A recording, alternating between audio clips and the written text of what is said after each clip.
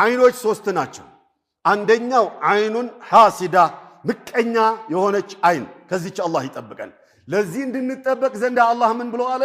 ቁል አዑዙ ቢረቢ الناس من كل حاسد اذا حسد ቁራው ደጋግመህ ተጠብቃል ያ ጀማዓ ሰላት ሰግዳችሁ ቁል አዑዙ ቢረቢ الفلق ቁል አዑዙ ቢረቢ الناس አምስት ጊዜ ማታ ስትተኙ ቁል አዑዙ ቢረቢ الفلق ቁል አዑዙ ቢረቢ الناس ጠዋት ስትነሱ ቁል አዑዙ ቢረቢ الفلق ቁል አዑዙ ቢረቢ الناس ለምንድነው ቅሩ የተባለው ያ ጀማዓ ጠንካራ የሆነ ጋሻ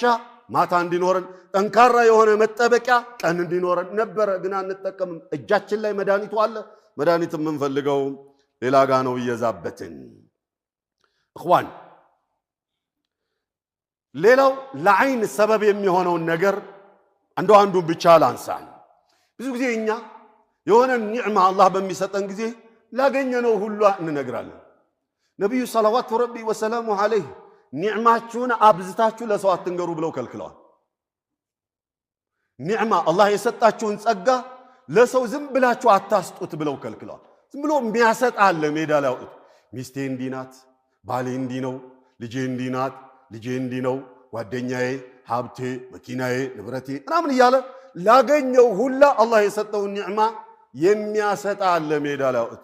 እነዛ የሚሰሙ ሰዎች አይታወቅም ሐሲድ ሊሆኑ ይችላሉ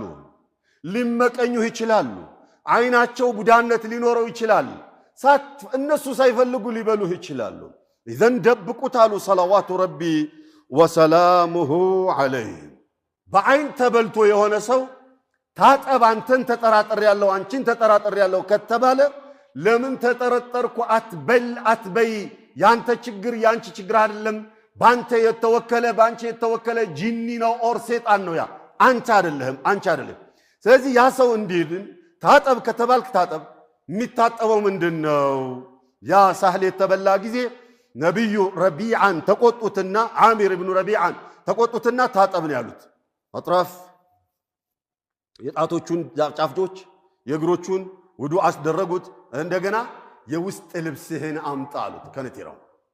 ከዛ ያ ልብሱ ታጠበ ላቡ ማለት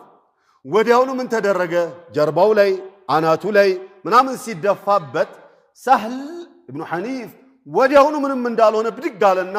ከኛ ጋር ጉዞውን ቀጠለ ይላሉ ስለዚህ እንደዚህ ያን ነገር ከተፈጠረ እንኳን ተፈጥሮ ተጠይቀን ቀርቶ